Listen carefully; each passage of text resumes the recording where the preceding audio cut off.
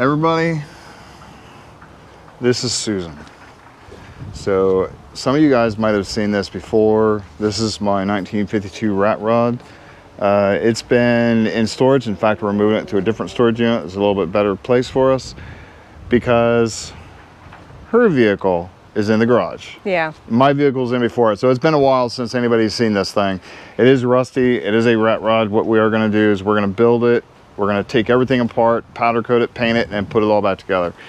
Now, to give you a quick rundown, 1952 Ford F1 cab, chopped 7.5 inches. In fact, the back window had to be cut and dropped 4 inches, so I actually have this much of a back window. It is on a custom built a Model T frame. It has Model A suspension, has a engine and transmission, C6 and 460 Ford out of a early 30s dump truck, 9-inch rear end, transverse springs, and the best thing of all, it has a cast iron tractor seat. Talk about comfort. Creature of comfort's right here. Heck with all the other vehicles, that right there is probably the most comfortable seat I've sat in yet. Even more comfortable than those. The farmers knew what they were doing when they made that seat, I'll tell you what. They wanted that. It is comfortable. I could sit in that all day long. So obviously tunnel ram, dual carbs, stacks I built. So that's it. It's just a quick video.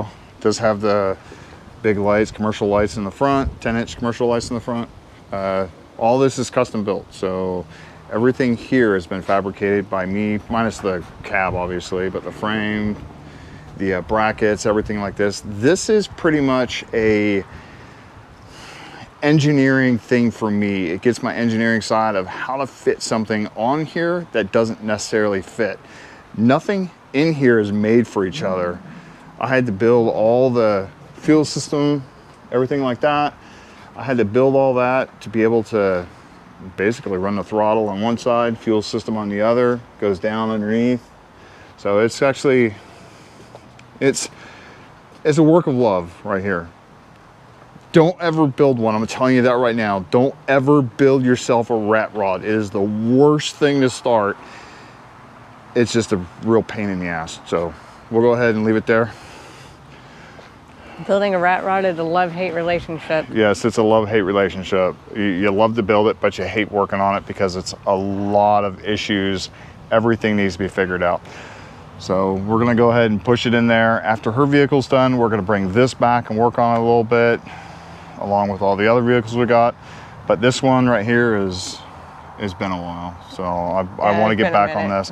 It doesn't even have any steering. No. No steering, have a no steering exhaust. wheel. So. Or brakes. Or pedals or gas or anything like that. So it's just like a mock-up of everything. So she's laughing.